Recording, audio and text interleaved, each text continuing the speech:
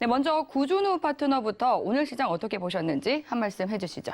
네, 오늘 시장 자체가 실질적으로 코스피가 약간 위험한 상황이고 그리고 중요한 상황에 있었던 것 같아요. 코스피 차트를 먼저 보면서 한번 설명을 드릴게요. 네. 지금 실질적으로 2600선이 깨지기 시작하면 저희가 2500선 아래까지도 충분히 깨질 수 있는 상황이었기 때문에 사실은 어제 시점부터 해서 오늘 시점이 매우 중요한 상황이긴 했었죠. 위치를 한번 보시면 그럼에도 불구하고 어제 같은 경우에 그 미국 장 자체가 좋았기 때문에 물론 미국 장만큼 오늘 장이 좋지 못했지만 그럼에도 불구하고 중요한 시기에 아래쪽 저점 2600선 지지선 우리가 여기를 버텨야 되겠죠. 2600선을 지지선을 견고하게 버틴 후에 상승을 한 부분이 있다. 이래서 오늘 전체적으로 흐름이 나쁘지 않았다고 판단을 하고요.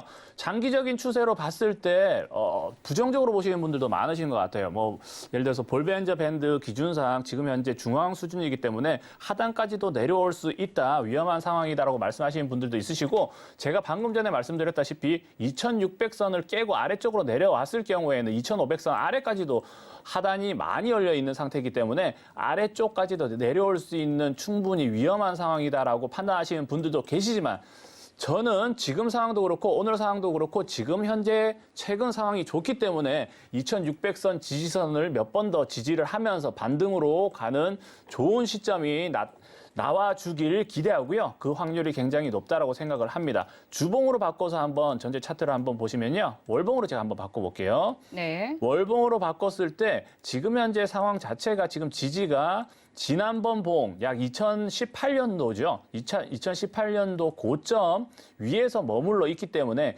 전체적인 상승과 하락을 체크를 한번 해보시면 그 위치의 중앙 윗부분에 2018년도 봉 위에서 멈춰 있는 상태이기 때문에 이대로 물론 제가 모든 시장을 정확하게 예측할 수는 없지만 확률적으로 2600선을 한 번 더 지지하고 우측으로 횡보만 가더라도 상승이 아니고 반등이 아니고 횡보만 해주더라도 좋은 흐름을 다시 한번 보일 수 있다. 늘 말씀드렸지만 전체 상승 2020년 초부터 해서 2021년 6월까지 전체 상승분의 절반 미만으로만 전체적으로 떨어지지 않는다면 하락을 하지 않는다면 상승 추세에서 일시적인 조정으로 볼 수도 있기 때문에 저는 코스피 지수 전체적인 시황 자체가 오늘 기점으로 해서 좋은 흐름을 나타내기에 굉장히 좋은 모습이었다 이렇게 말씀드리고 싶네요. 네, 굉장히 또 긍정적으로 시장 봐주셨습니다. 지금 유튜브로도 시청자분들께서 오늘장 또 기분 좋게 올라서 굉장히 또 힘이 났다 이렇게 말씀을 해주셨는데요. 유튜브에 서울경제TV 검색하고 라이브 방송 들어오시면 실시간 채팅 통해서도 또 소통 이어가고 있으니까 많이 참여해 주시기 바라겠습니다. 네, 그럼 이어서 또 김정석 파트너는 오늘 시장 어떻게 보셨을까요? 복귀 한 말씀 해주시죠. 네, 일단 긍정적으로 보이긴 합니다. 지수가 급반등을 하고 있기 때문에 그 원인은 일단 국제 유가의 지난밤 93달러까지의 급락, 물론 96달러 정도로 마감했습니다만은 이러한 유가 하락이 가장 큰 원인이었다. 네. 그리고 여기에서 원자재 가격 진정세 이런 것들도 많이 도움이 됐다고 생각합니다. 그리고 공포 지수인 빅스 지수 또 환율 이런 것들도 많이 진정이 됐기 때문에 지금 모든 게 좋은 상황이지만 오늘 밤 금리 인상 이런 여부가 또 상당히 또 중요하고요. 금리 인상은 25bp 인상 정도로 예상이 됩니다. 물론 50bp까지는 아니다라는 게 명백하고요.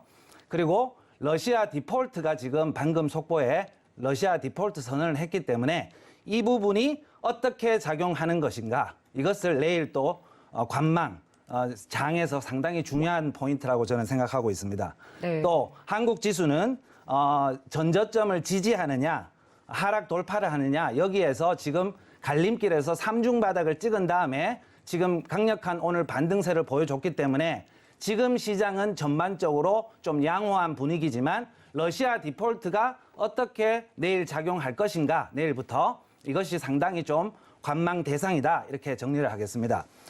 지금 자료를 보시면 지금 코스피 지수 같은 경우에는 지금 제가 당초 예상했던 우리가 월봉상, 지수 월봉입니다.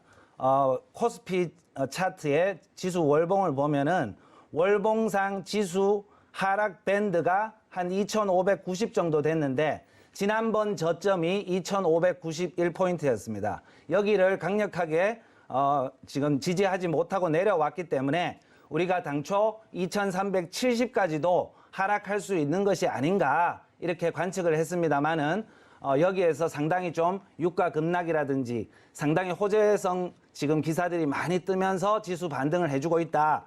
역시 오른쪽에 보시면 코스닥도 마찬가지입니다. 조금 더 피보나치 수열까지 조금 많이 떨어지긴 했습니다만은 그래도 지금 강한 반등세를 연출하고 있다 이렇게 보이고요. 자, 다음 보시면 자료를 미국 지수에는 다우존스 월봉인데 다우존스를 보시면 많이 떨어진 것 같지만 우리 한국 지수에 비해서 어떻습니까?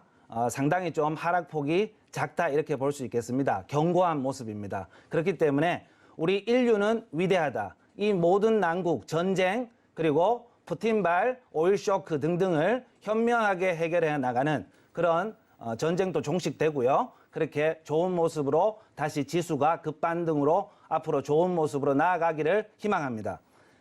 자, 그 다음 자료를 보시면 지금 한 달 동안에 자, 지금 조금 부정적인 면은 외국인과 기관이 상당히 많이 매도를 했다는 것입니다. 개인만 지금 6조를 넘게 매수를 했고 외인 기관은 5조 9천억, 또 기관은 거의 물량이 남아있지 않을 정도로 9,200억 정도밖에 매도를 하지 않았지만 거의 대부분 매도한 상태입니다. 자, 여기에서 중요한 포인트는 내일 러시아 디폴트 사안이 어떻게 작용할 것인가 하고 외인 기관의 매수세가 본격적으로 진입이 되느냐, 이것이 앞으로의 시장 향방을 가를 것이라고 저는 생각합니다. 그 다음에 국제 유가를 보시면 WTI 지수가 지금 거의 뭐 130달러까지 갔다가 어젯밤 96달러까지 급락을 하면서 굉장히 지금 물가 안정을 조금 취하고 있다. 물가 급등세가 조금은 진정되고 있다는 것이 조금은 긍정적이겠습니다. 그 다음 페이지는 우리가 가장 중요한 것, 이란과 핵 합의 문제입니다. 이것이 얼마나 원만한 타결을 해나가고 또 국제 유가를 가라앉힐 수 있느냐, 이것이 지금 굉장히 중요한 포인트이기 때문에 러시아가 이란과의 외무장관 회담 이후 핵 합의 타결에 아무런 장애물을 만들지 않을 것이다, 이렇게 밝힌 점이 굉장히 지금 긍정적으로 작용했다, 오늘 시장에. 그리고 이것이 이란산 원유가 시장에 공급되면서 수급 안정에 도움을 될 것이라는 그런 기대감이 굉장히 크게 반영되고 있습니다. 자, 어젯밤 기사를 보면 WTI가 장중 배럴당 93.5달러까지 떨어졌다. 그래서 스태그플레이션 공포를 키웠는데 돌연 폭락하고 있기 때문에 스태그플레이션을 좀 안정화시키고 물가를 안정화시키는데 상당한 기대감이 있고 앞으로의 시장은 그것을 어느 정도는 반영할 거라고 생각합니다. 자, 그리고 마지막으로 미국 생산자 물가지수 PPI인데요. 계속적으로 오르락내리락 하지만 점진 상향을 하고 있었습니다. 그러나 어제 역시 시장 예상에 부합하는 10% 정도로 낮게 나온 것들이 눈에 띄고요. 시장 예상치인 0.6%보다 상당히 낮은 0.2%로 집계가 됐기 때문에 이 물가 상승이 가장 큰 지수에 악영향을 미쳤는데 이러한 에그플레이션, 스태그플레이션 이런 것들이 조금 안정되면서 앞으로 시장을 좋게 만들지 않을까라는 예상을 하고 있습니다.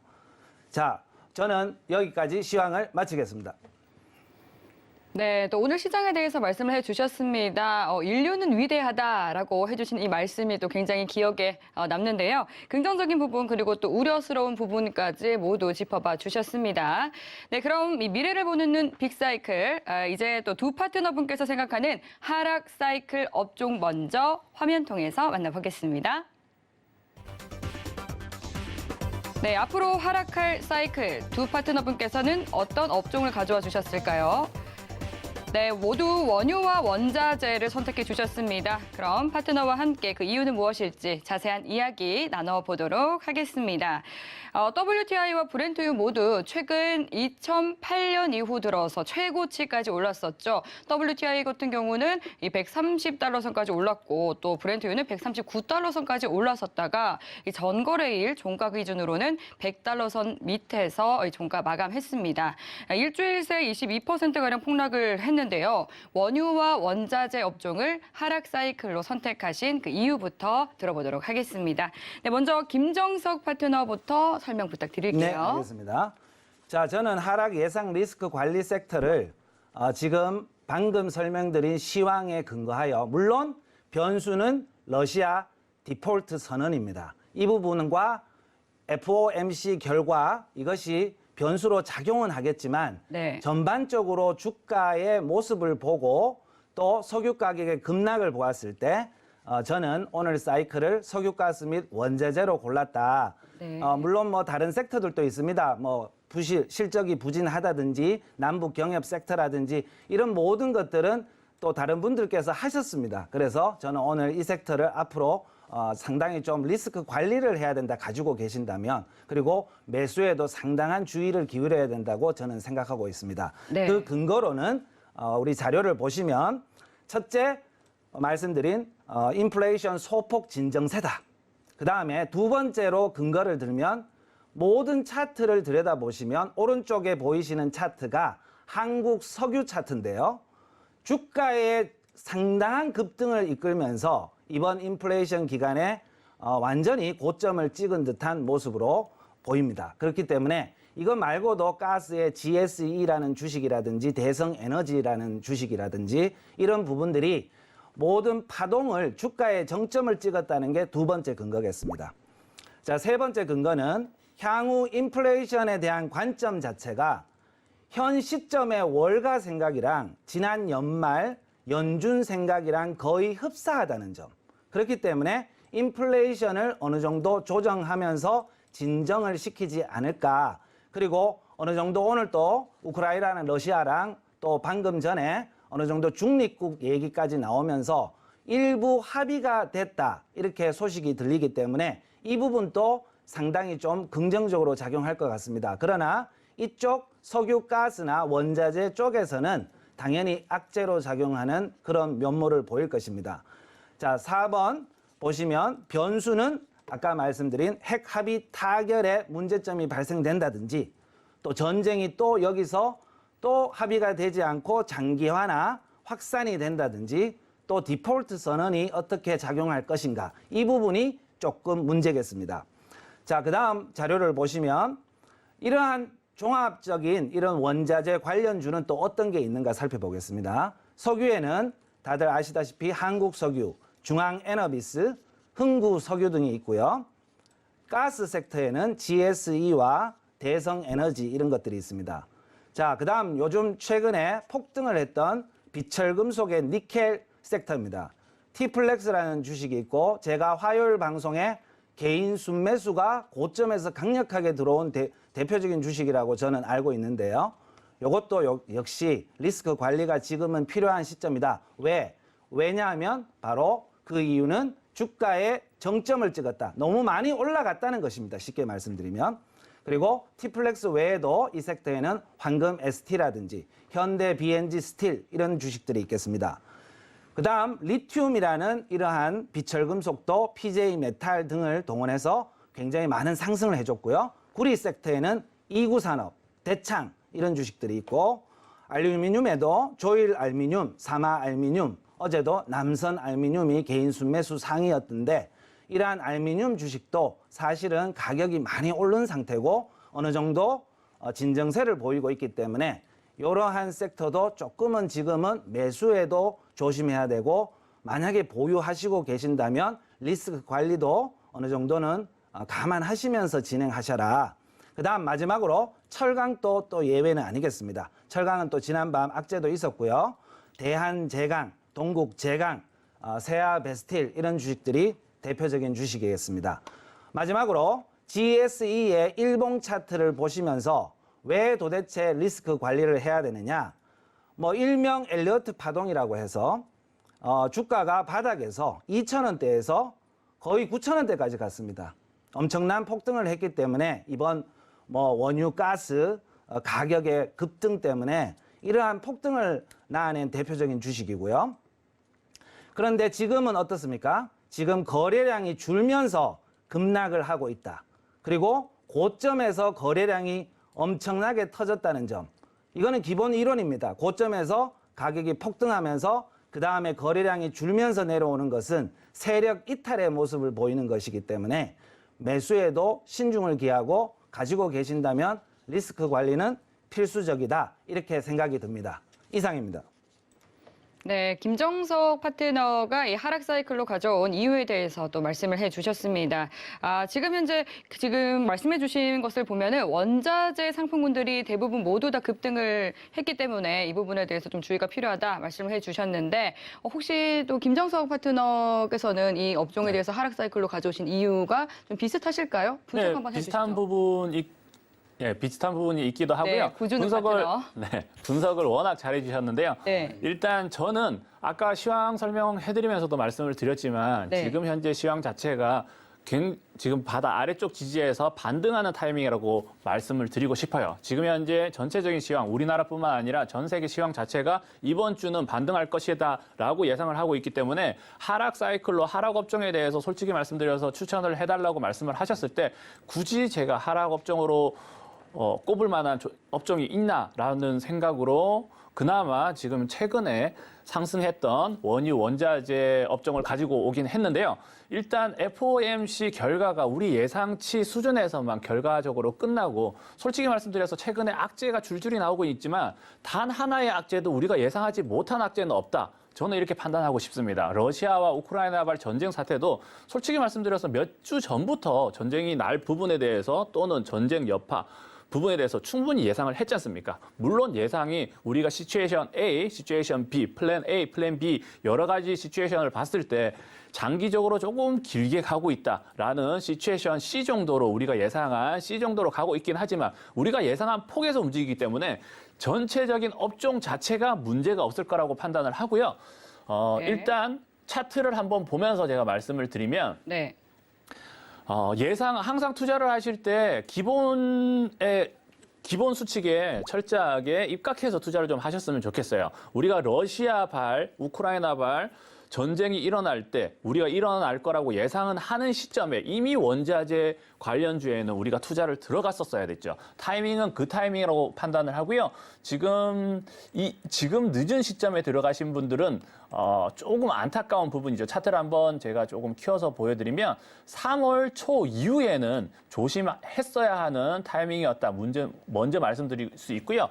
2월 말 우리가 미리 예상했던 부분에 대해서 미리 매수를 들어가신 분들이 이익 실현을 하고 나와야 되는 타이밍이 지금이 아닌가라고 저는 말씀을 드릴 수가 있어요. 그렇기 때문에 지금 하락 업종으로 원자재, 관련주, 제가 말씀을 드리고 있지만, 네. 러시아 같은 경우에 작년 초 같은 경우에 제 방송을 많이 보신 분들은 아실 거예요. 러시아 ETF 관련해서 러시아의 원자재 관련해서 우리가 투자를 많이 했었죠. 그리고 이후에 지금 상황이 전쟁이 우려된 상황에서는 한 발짝 먼저 들어가서 매수를 하셨다고 하면 빠져나오는 시점도 아직 전쟁이 끝난 상황은 아닙니다. 러시아발 사태가 조금 더 길어질 수도 있고 하지만 우리가 예상되는 시점, 전쟁이 끝나기 시점 미리 전에 원자재 관련해서는 빠져나와야 되지 않나 이렇게 생각하고 하락 업종으로 제가 선택을 한 부분이 있고요. 그러니까 항상 말씀드리고 싶은 건 너무 예상되지 않습니까? 지금 장이 안 좋다 하더라도 악재가 나온다 하더라도 호재가 나온다 하더라도 예상되는 악재가 나온다고 하는 건 투자에 너무 큰 도움이 된다라고 생각을 하시고 오히려 그 부분에 있어서 미리 준비하시고 한 발짝 빠르게 움직이시고 만약 본인이 늦으셨다 그러시면 오히려 매수를 진입 안 하시는 게 더 낫다라고 말씀을 드리고 빠져나올 때도 매도도 항상 한 발짝 먼저 매도하고 빠져나오셨으면 좋겠습니다. 네, 최근 원유와 원자재가 이 연쇄적으로 폭등을 했다가 또 다시 이 조정을 좀 받는, 좀 주춤하는 모습인데요. 하지만 국제유가 200달러 선까지 오를 수도 있다. 뭐 하물며 러시아 쪽의 이 한 장관은 300달러까지도 오를 수 있다. 이런 전망이 나오고 있는 상황인데 이렇게 또 계속 원유라든지 원자재 가격이 다시 상승하게 된다고 하더라도 이 업종에 대해서 좀 하락 사이클로 보시는 건지 좀 저는 궁금하거든요.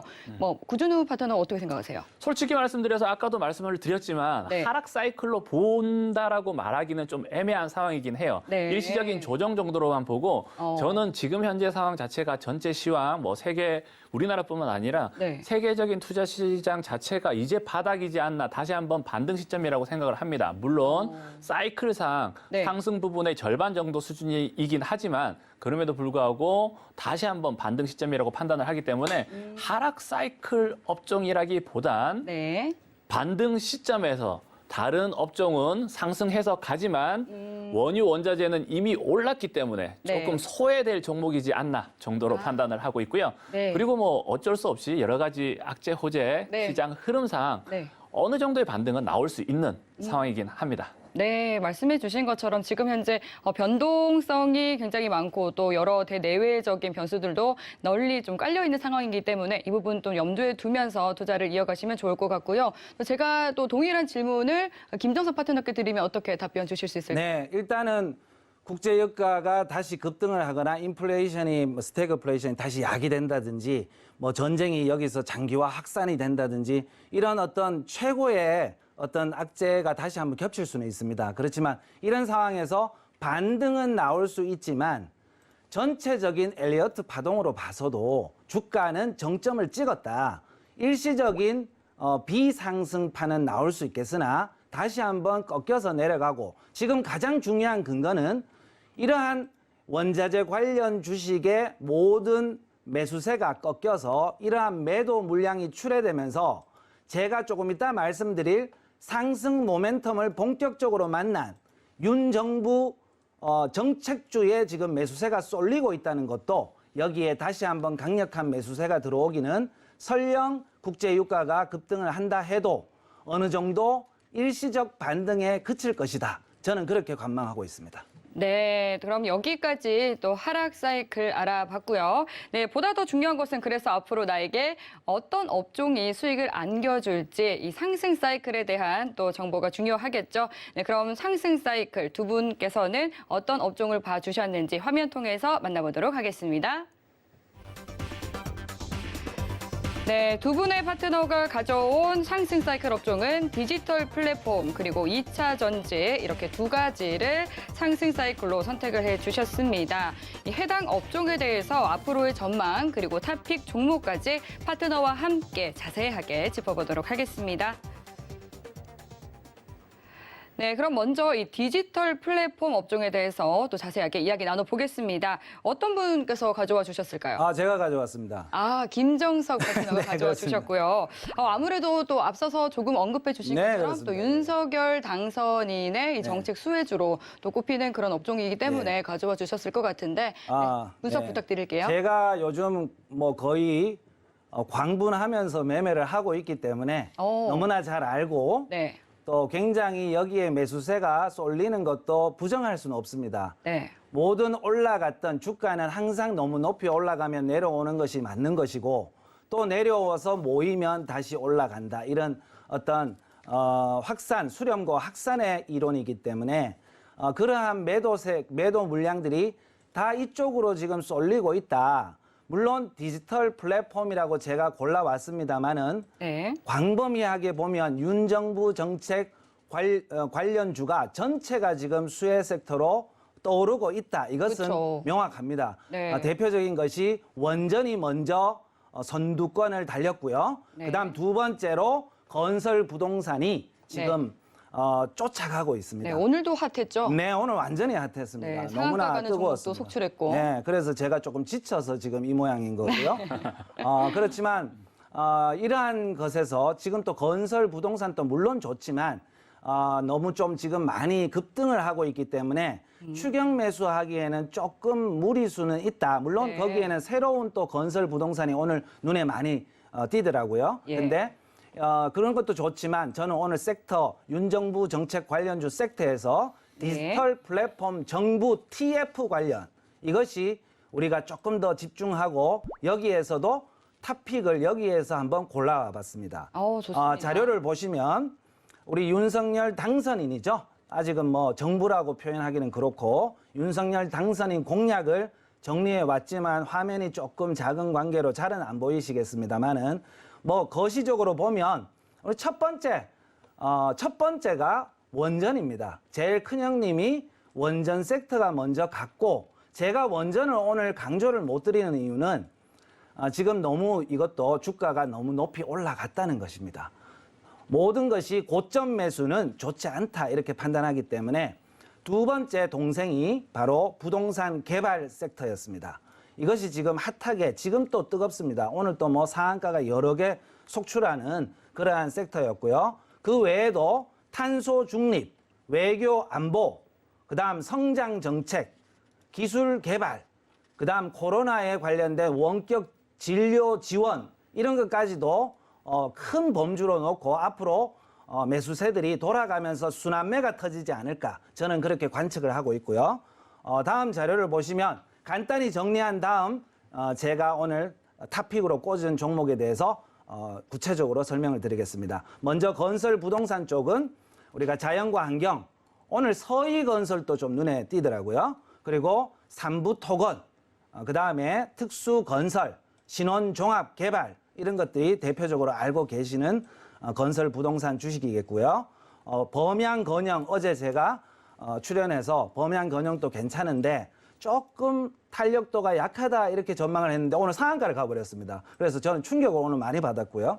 그 다음에 두 번째 저출산도 좀 봐야 된다. 최근에 공시가 떴기 때문에 제로투세븐이라는 이런 주식도 좀 말씀드리고 세 번째 바로 메가테크 정책입니다. 이 디지털 플랫폼도 사실은 큰 범주의 메가테크 정책 안에 속하는 것입니다. 이 메가테크는 크게 보면 인공지능, AI, 반도체, 로봇, 그 다음에 오늘 시외로 로봇 주식이 상한가 가고 난리가 났습니다, 지금. 자, 로봇이 내일은 또 핫하겠고요. 또 그 다음 바이오 헬스, 항공 우주, 탄소 중립, 양자, 역학 이런 것들이 전체적으로 합해서 메가테크 정책이라고 합니다. 자, 이것이 저도 윤 정부가 얼마나 이것을 잘해줄지 상당히 기대감이 있습니다. 마지막으로 지능형 로봇, 인공지능 AI 섹터에서는 로보스타, 로보티즈, 로보, 줌 인터넷 등등이 있겠습니다. 오늘 시외로 많이들 올라갔기 때문에 내일 추격 매수는 조금 자제가 필요하다. 저는 그렇게 생각하고요. 네. 또 로봇 주식도 너무 많이 주가의 위치가 높다. 이렇게 판단하고 있습니다. 그 다음 오늘 제가 강조드리는 바로 디지털 플랫폼 TF 정부입니다. 이것도 역시 AI 정부인데요. 행정 AI 정부라고 합니다. 그래서 이것에 대한 기대감이 대표적으로 제가 꼽은 주식은 줌 인터넷도 있지만 이것 역시 너무 많이 올라갔기 때문에 제가 오늘 비교적 덜 올라간 종목 바로 비트9을 강조드리겠습니다. 네. 네. 그 그리고 종목에 대한 자세한 네. 이야기는 추후에 나누도록 하고요. 네, 알겠습니다. 그러면 디지털 플랫폼에 대해서 정리를 간단히 드리고 차트 보고 끝내겠습니다. 윤 당선인이 디지털 플랫폼 정부를 위한 디지털 플랫폼 TF를 인수위에 구성함으로써 디지털 경제의 패권 국가가 될 수 있도록 대학, 연구소, 기업이 공동으로 활용할 수 있는 세계 최대의 AI를 위한 클라우드 컴퓨터, 인프라 조성을 하겠다. 이런 소식이 뜨면서 바로 디지털 플랫폼 섹터가 생겨난 것이고요. 지금 또 많이 올라간 그런 모습은 아닙니다. 대표적으로 마지막으로 제가 오늘 탑픽으로 고른 비트9 일봉 차트를 보면서 정리하겠습니다. 네, 여기까지 듣도록 하겠습니다. 종목에 대한 이야기는 추후에 나누도록 하고요. 지금 또 플랫폼 기업에 대해서 말씀을 해주셨습니다. 관련 규제 폐지한다라는 소식 전해지면서 지난주부터 정보통신기술 주가도 들썩였었고요. 실제 게임업계에서도 규제보다는 자율성이 중요하다 이런 입장을 밝히기도 했습니다. 오늘 네이버와 카카오 주가는 1%가량 상승하면서 마감을 해줬는데요. 아무래도 또 대선 이후에 나타나는 또 증시의 상승기류 주요인 이런 허니문 랠리의 기대감이 여전히 또 지속이 되고 있는 모습입니다. 그렇기 때문에 이 해당 부분에 대해서 또 이 업종을 상승 사이클로 가져와 주신 것 같고요. 그럼 이어서 또 김정석 파트너가 디지털 플랫폼 업종을 가져와 주셨다면 또 구준우 파트너가 2차 전지를 선택해 주신 것 같은데 2차 전지 선택해 주신 또 이유에 대해서 말씀 부탁드릴게요. 네, 뭐 2차 전지 관련주들이 좋다라는 부분은 뭐 투자 좀 하신 분들은 당연히 아실 거고요. 뭐 네. 주식 투자뿐만 아니라 경제에 대해서 어느 정도 아시는 분들은 다들 아실 겁니다. 뭐 제 방송을 뭐 작년, 재작년부터 보신 분들은 오늘도 웃으실 거고요. 작년, 재작년도 뭐 제가 항상 강조했던 게 2차 전지 관련 섹터는 항상 포트폴리오에 담아두시라 항상 들고 계셔야 되고 향후 몇 년간 계속 꾸준히 보셔야 된다라고 말씀을 항상 드렸었는데요. 네. 그래서 뭐 가장 많이 방송했고 가장 많이 추천드렸던 업종이기도 한 것 같습니다. 일단 혹시라도 2차 전지 섹터, 뭐 전기차 섹터에 대해서 잘 모르시는 분들도 계시니까 간단하게 설명 한번 드리면요. 글로벌 전기차 판매량 같은 경우에 뭐 지금 뭐 도표만 간단하게 보셔도 아시다시피 8년간 77배가 매출이 성장했었고요. 매년 150% 이상 성장을 했었죠. 그러면 이 추세로 간다면 2025년경이 되면 전기차가 판매량의 90% 이상이 전기차가 될 것이다. 다들 예상하고 있을 겁니다. 그때가 되면 이제 어떻게 되나요? 내연기관 자동차 같은 경우에는 약간 트렌드적인 면 이렇게 되고 전체적인 자동차라고 하면 이제 전기차가 그냥 자동차 하면 전기차, 자동차 하면 전기차 이런 대세가 돼버릴 수밖에 없는 상황이라는 걸 다들 아실 겁니다. 지금 2차 전지 섹터, 전기차 섹터 전체적으로 너무 좋다라는 부분 그리고 당기 순이익 매출 지속적으로 몇 년간 뭐 단기적이 아니죠. 장기적으로 계속 성장할 거라는 건 당연히 다들 아실 거고요. 작년 하반기 같은 경우에 그럼에도 불구하고 2차 전지 섹터를 제가 추천드리기 조금 애매했던 부분은 실질적으로 당기순이익과 매출이 향후 증가할 거지만 그 증가분에 대해서 미리 주가가 반영을 하고 주가가 너무 급등했던 성향은 있어요. 전체적으로. 그렇기 때문에 문제가 그때는 추천드리기 조금 애매한 상황이었지만 지금은 또다시 조정을 많이 받은 상태고 조정 파동상 지금 현재 다시 한번 재반등, 다시 상승 추세를 이어갈 만한 상황이기 때문에 제가 오늘 강력하게 추천드리려고 가져왔고요. 일단 테슬라 차트를 한번 보시면서 과거 상황을 한번 분석을 먼저 해봐 드리겠습니다. 네.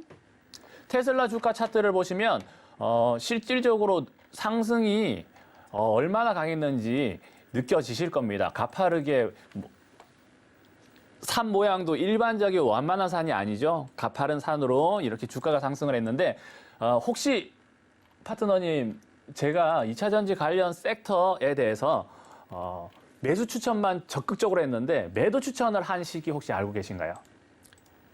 구 파트너님이 네네. 매도 시기를요? 네. 그것까지 잘 모르겠어요. 그런가요? 2차 전지 섹터를 뭐 당연히 다들 아시는 분들은 네. 조금 관심 있게 보신 분들은 다들 아실 겁니다.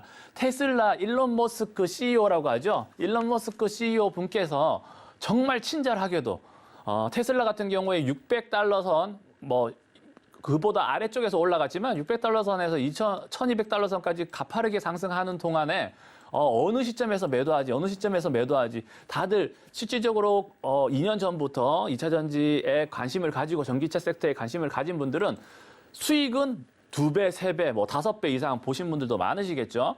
이렇게 수익은 많이 봤는데 매도 타이밍을 못 잡고 있었던 시절이 있었죠. 어느 시점에서 매도를 해야 되나, 뭐 너무 빨리 팔고 나가서 이익이 적게 되는 게 아닌가라는 시점에서 우리 일론 머스크 CEO님께서 트윗으로 친절하게 이제 부유세에 반발해서 본인이 10% 본인 보유 주식의 10%를 매도할까요? 라고 트윗을 한 시점이 있었죠. 그때 다들 다 같이 전 세계가 놀랐어요. 장난하는 것도 아니고 왜 이런 거를 실질적으로 매도를 할까 어떨까. 하지만 결과론적으로 그 트윗의 결과에 따라서 매도를 한다라고 말씀을 해주셨고 그 시점에서 제가 매도 추천을 강력하게 해드렸죠. 그 시점이 작년 11월이었고요. 어쩔 수 없이 테슬라 부분만 판단을 할 수 있는 부분이 아닌 게 테슬라 자체가 전기차의 대장주고 전 세계를 이끌어 나가는 대장주지 않습니까? 2차 전지는 전기차를 따라가고 있는 섹터이기 때문에 똑같이 테슬라와 같이 움직일 수밖에 없는 묶여있는 업종들이다라고 말씀을 드릴 수 있고요. 그래서 11월에 친절하게 매도 시점을 알려주셨을 때 우리는 다 같이 익절을 하고 이익 실현을 하고 비중을 줄이거나 또는 전량 매도를 하는 타이밍이 왔었죠. 그 이후 타이밍을 제가 봤을 때 일론 머스크 CEO님이 성견지명이 좀 뛰어났다고 생각을 해요. 솔직히 말씀드리면 그 당시에 안 좋은 얘기도 많이 나왔는데 이런 게 장난이냐, 왜 이 이깟 문제 때문에 매도를 해야 되고 매도 부분에 대해서 이렇게 가냐라고 생각을 할 수도 있지만 성견지명이 뛰어났던 게 2차 전지 섹터뿐만 아니라 전기차 섹터 전체적으로 너무 급등하던 시기였어요. 그래서 그 타이밍에 맞춰서 일론 머스크 CEO님께서 친절하게 매도하겠다. 우리 다 같이 매도하자라고 하는 시점에서 테슬라 기준에서는 $1,200 기준이죠. $1,200 기준이었고 뭐 LNF나 2차 전지 관련 섹터 같은 경우에도 그 당시 다 고점이었고 그때 비중을 줄이신 분들이 이후에 줄줄이 어떤 상황이 났나요? 테이퍼링 관련 이슈가 나왔고 금리 인상 문제가 나왔고 또는 코로나 관련해서 코로나가 조금 더 길어졌죠. 오미크론 관련 문제 때문에 그런 이슈들이 나왔고 또 이어서 우크라이나, 러시아발 전쟁까지 나오면서 줄줄이 하락하는 상황이 벌어졌던 것 같습니다. 지금 2차 전지 배터리 일단은 전기차뿐만 아니라 2차 전지 배터리는 전기차와 좀 분리해서 생각을 할 부분도 있긴 하죠. 리튬이온 배터리 ETF 차트도 가져왔는데요. 지금 2차 전지 그럼에도 불구하고 전기차 섹터와 2차 전지 배터리 섹터는 유사하게 움직인다라는 걸 체크를 하시면서 봐야 되고요. 배터리 장기 추세를 보셔도 전기차 추세보다 그 이상으로 상승하는 부분이 있는데 여기서 제가 감히 말씀드리고 싶은 부분은 컨센서스가 많이 나와 있어요. 그래서 지금 배터리 장기 추세로 어느 정도 상승할 것인가에 대해서 예상들을 하고 있고 주가도 이미 올라와 있는 부분, 물론 최근에는 조정을 많이 받았지만 그런데 제가 감히 말씀드리고 싶은 부분은 지금 우리가 생각하는 그 컨센서스보다 상회할 것이다 라고 판단을 하고 있는 부분이 두 가지 부분이 있어요. 첫 번째로는 탈착형 배터리라고 해서 전기차가 상승을 하면 전기차가 예를 들어서 매출이 뭐 10배가 상승한다. 그 기준에서 단순히 배터리 2차 전지 관련해서 수요가 10배가 늘어나는 부분이 아니라 이후에는 자동차 이미 중국에서는 탈착형 배터리가 많이 상용화되어 있는데요. 배터리는 전기차 매출이 증가하는 것보다 더 많이 늘어날 수가 있는 거죠. 기존 차에서 교체를 하는 배터리의 문제 때문에 교체를 하는 부분에 대해서도 수요가 늘어나겠지만 실질적으로 우리가 전기차 배터리 같은 경우 충전 부분에 대해서 문제가 있기 때문에 그런 부분에 대해서라도 탈착형으로 충전해줬다가 다시 교체하고 충전해줬다가 다시 탈착하는 형식으로 충전에 대한 부담을 줄이기 위해서 탈착형 배터리가 조만간 상용화, 우리나라뿐만 아니라 전 세계적으로 상용화 될 거라고 생각하기 때문에 전기차에 대한 수요보다 배터리에 대한 수요는 지금 현재 예상치보다 훨씬 더 상회할 거라고 저는 예상을 하고 있고요. 제가 시간 관계상 LFP 배터리, NCM 배터리 설명을 드려도 되나요? 네. NCM 배터리 간단하게 한번 짚어보고 가겠습니다. 지금 LFP 배터리 침투율에 대해서 말씀을 한번 드리면 솔직히 말씀드려서 배터리에 대해서 우리가 공학적으로 접근할 것이 아니기 때문에 배터리 종류 너무 다양해요. 그리고 배터리 2차 전지 관련주 들어가야 되는데 이 업종은 너무 많고 어떤 게 더 유리할까 판단을 하기 위해서 모든 배터리에 대해서 우리가 알 수는 없지만 LFP 배터리와 NCM 배터리 두 종류는 꼭 알고 계셔야 된다 말씀을 드리고 싶고요. LFP 배터리요. 시간 관계상 간단하게 말씀드리겠습니다. 제가 자세한 부분은 다음번에 한번 설명드리고요. LFP 배터리 같은 경우에는 원통형 배터리로 중국이 많이 하고 있죠. 일단 저렴하고요. 장점으로서는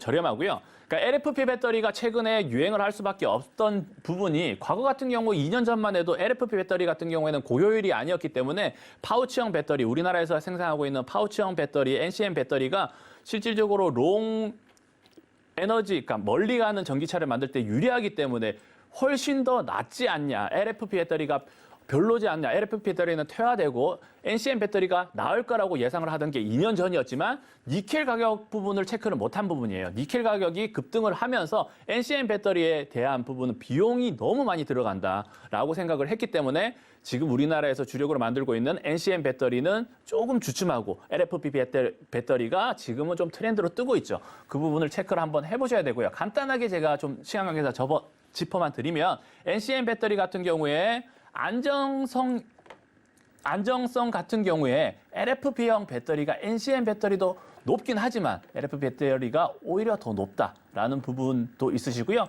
일단 제일 중요한 부분은 비용적인 면에서 LFP 배터리가 저렴하기 때문에 지금 그러니까 비용적인 면에서 LFP 배터리가 워낙 저렴한 부분 때문에 뭐 전 세계적인 추세가 약간 LFP형 배터리로 움직이지 않나라고 말씀을 드릴 수가 있고 지금 종목을 고르실 때는 업종은 2차 전지 업종 무조건 좋습니다. 장기적으로. 하지만 종목을 고르실 때 이런 부분을 조금 판단을 해보시면서 종목을 선별하셔야 된다. 말씀드리고 싶습니다. 시간 관계상 제가 드릴 말씀이 많은데 추후에 제가 뭐 단톡으로 들어오시거나 추후 방송에서 자세하게 설명드리겠습니다. 네, 궁금한 사항 남아있으신 분들은 노란톡 들어오시면 되겠고요. 제가 또 잠깐 또 짧게 궁금한 점이 있어서 또 네네. 질문을 드리면 짧게 답변을 좀 부탁드릴게요. 네. 지금 니켈 가격이 또 네네. 니켈이 또 최대 생산국이 러시아다 보니까 공급망 차질이 그렇죠. 빚어지면서 네네. 니켈 가격 굉장히 또 크게 급등을 했었잖아요. 네네. 뭐 런던 거래소에서는 뭐 거래가 중단될 정도로 또 굉장히 급등을 했는데 네네. 이 부분이 추후 2차 전지 섹터에는 크게 영향은 없나 보네요. 아니죠. 크게 영향이 있기 때문에 LFP 이 부분은 니켈 가격 부분은 네. 지금 일시적인 현상이 아니라 과거부터 지금 지속적으로 네. 상승을 하고 있었기 때문에 네. 그 부분 때문에 NCM 배터리에 대한 비중, 그러니까 우리가 NCM 배터리를 주력으로 생각을 하고 있다가 LFP형 배터리로 살짝 트렌드가 넘어오기 시작한 부분이고요. 네. 최근 들어서 그 문제가 더 커졌다. 더 심각해진 부분이죠. 그러니까 이미 네. 시장은 몇 달 전부터 알고 있던 상황이었지만 니켈 가격은 너무 심각한 수준까지 됐기 때문에 네. LFP형 배터리에 대해서 더 관심을 가지고 업종 선택할 때도 그렇게 하셔야 된다 말씀드리겠습니다. 네, 이렇게 또 앞으로 상승할 업종에 대해서 이야기를 나눠봤습니다. 하지만 또 한 업종에도 굉장히 많은 종목들이 있기 때문에 그래서 어떤 종목에 투자를 해야 할까 많은 분들 궁금하실 텐데요. 저희가 시청자분들의 이 귀한 시간을 아껴드리기 위해서 또 각 두 분의 탑 파트너님께서 각각 탑픽 종목을 골라와 주셨는데요. 먼저 또 윤석열 당선인의 이 정책 수혜를 입을 디지털 플랫폼의 탑픽 종목부터 확인해 보겠습니다. 김정석 파트너님 공개해 주시죠. 네. 아까도 말씀드리려다가 제가 조금 원만하지 못해서 마지막으로 제가 강조드릴 종목은 오늘 네. 디지털 플랫폼 섹터의 대장인 바로 비트나인입니다.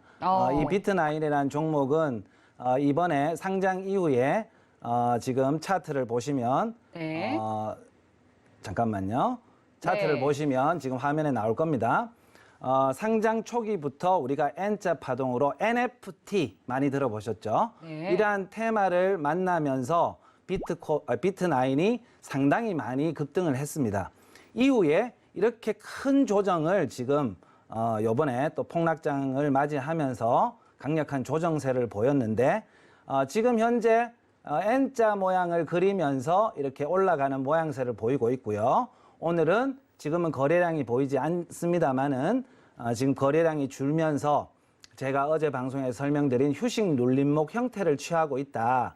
물론 가장 좋은 형태는 5일선, 11선 눌림목 매매지만 지금 너무 핫하기 때문에 조금은 지금부터도 눈여겨보셔야 되는 거 아닌가. 그리고 가장 중요한 요소는 지금 원전도 너무 많이 올라갔고 건설 부동산도 너무 우후죽순으로 급등을 했다는 점입니다. 그렇기 때문에 비교적 덜 올라간 디지털 플랫폼 TF 가동 소식 이거에 초점을 좀 맞추어 주셨으면 좋겠고 이것은 또 국내 유일의 그래프 데이터베이스 기술업체다. 국내 유일이라는 글자가 또 들어갔습니다. 그렇기 때문에 제가 강조드린다 이런 말씀보다는 저는 오늘 디지털 플랫폼 윤정부 수혜주 중에서도 디지털 플랫폼 섹터라는 작은 섹터 중에 그중에 대장을 비트나인으로 꼽아보겠습니다. 네, 20대 대선이 끝난 직후에 또 이 대선 이후 주식시장 흐름 또 관심이 모여지고 있는데 오늘 탑픽 종목 비트나인 가져와 주셨습니다. 역대 대선 가운데 외환 위기 그리고 글로벌 금융 위기를 제외하게 된다면 모든 이 대선 이후에 또 1년 동안은 코스피가 상승했다라고 하니까요. 이 부분 참고하면서 또 투자 이어나가시면 좋을 것 같습니다. 네, 그럼 이어서 또 구준호 파트너가 가져온 탑픽 종목 공개해 주시죠. 네, 저는 재방송을 재작년부터 작년부터 꾸준히 보신 분들은 다들 아실 겁니다. 일단 오늘도 똑같은 1픽이고요. LNF 가져왔습니다. 아, 꾸준히 밀고 계신가 보네요. 네네. 네. LNF 실질적으로 작년 하반기 아까도 말씀드렸다시피 작년 하반기 같은 경우는 너무 주가가 급등했었기 때문에 네. 신규 진입은 조금 애매하다고 말씀을 좀 많이 드리긴 했는데 예. 지금은 또 이쁘게 조정이 되었지 않습니까? 네. 말 그대로 테슬라 우리 그 일론 머스크 CEO님께서 네. 친절하게 매도 타이밍도 알려주셨고 이후 줄줄이 조정 악재들이 나온 이후에 조정이 되었기 때문에 지금은 진입하셔도 나쁘지 않다라고 말씀을 드리고요. LNF 관련해서 양급재 공급 부분에서 니켈 복합계의 양산 기술 개발에 성공한 기업으로서 정말 좋은 기업이라는 거 뭐 이미 다들 알고 계실 것 같아요. 오늘 같은 경우도 실질적으로 악재가 나왔었어요. 시장 시황상 악재도 있지만 LNF 네. 죄송합니다. LNF 악재가 나온 부분을 체크해 보시면 보통주가 112만 주가 추가 상장이 됐어요. 오늘부로 CB와 BW 우선주 등이 이제 보통주로 전환이 되면서 주식 유통 물량이 늘어난 부분인데요. 주식 유통 물량이 늘어났으면 악재라는 부분은 다들 체크를 해보셔야 되고요. 이 부분에 관련해서는 HMM을 제가 분석을 해드리면서 설명을 좀 많이 드렸던 것 같아요. 실질적으로 주가가 주식 유통수가 예를 들어서 100이다. 100에서 150이 늘었으면 150이 는 만큼 물론 이 수치만큼 주가가 저평가돼야 완벽하게 저평가되진 않지만 그와 비례해서 어느 정도는 저평가가 돼야 된다라고 말씀을 드렸다시피 LNF 같은 경우에도 오늘 악재가 줄줄이 겹쳤어요. 그럼에도 불구하고 주가 상황은 잘 버텨주고 있다라고 말씀을 드릴 수 있고요. 그래서 LNF를 일단 너무 좋은 기업이기 때문에 제가 설명할 게 너무 많은데 오늘 시간 관계상 이쯤에서 마무리를 하도록 하겠습니다. 네. 네, 2차 전지도 관련은 해서 LNF 가져와 주셨습니다. 국내 최대 규모 2차 전지 산업 전시회 인터 배터리가 2022가 코엑스에서 17일부터 개최가 되고요. 또 지금 현재 올해 전기차 침투율 올해는 12%, 2030년에는 절반가량에 달할 것으로 예상되고 있기 때문에 2차 전지는 세계적으로도 정말 큰 시장이다라고 볼 수 있을 것 같습니다. 네, 오늘 알찬 투자 팁 굉장히 많이 풀어주셨는데 김정석 파트너가 또 내일 무료 공개 방송이 예정되어 있다고 하던데요. 그렇습니다. 짤막하게 어떤 내용 다뤄주실 예정인지 말씀 일단은 부탁드릴게요. 뭐 아까 말씀드린 디폴트가 어떻게 러시아 디폴트 선언이 어떻게 시장에 작용할 것인가 하고 그다음에 국제 유가도 또 살펴봐야 될 것이고 또 FOMC 회의 결과도 시황적인 측면에서 어떻게 작용하는 것인가를 잘 살펴보면서 거기에 대한 브리핑을 드릴 거고요. 그리고 저는 뭐 라이브 방송에서 적극적으로 추천을 실시간으로 드리는 편이기 때문에 그 부분에서도 참조하시려면 많이 입장하셔서 또 노란 톡방에도 많이 입장하시고 내일 입장을 많이 해주신다면 제가 큰 도움 드릴 수 있도록 노력하겠습니다. 네. 많이 와주세요. 네, 오늘 내용 중에 또 궁금한 사항이 남아있다 하시는 분들은 노란톡 들어오시면 되겠습니다. 샵 0082번으로 구준우 혹은 김정석 하고 세 글자 적어서 문자 보내주시면 저희가 참여 가능한 링크 보내드리도록 하겠습니다. 참고로 본 방송에서 제공하는 정보는 투자 판단에 대한 조언일 뿐 해당 상품의 가치나 수익률을 보장하지 않습니다. 서울경제TV는 자본시장 통화법을 준수합니다. 1:1 투자 상담과 유사 주식 행위 등 모든 불법 사항을 엄중히 금지합니다. 네, 오늘 저희가 준비한 내용은 여기까지입니다. 오늘도 시청해주신 여러분 고맙습니다. 본 방송에서 제공하는 투자 정보는 투자 판단에 대한 조언입니다. 방송에서 제공하는 주식의 가치, 가격 상승 및 가격 하락에 대해서는 방송사에서 보장하지 않습니다.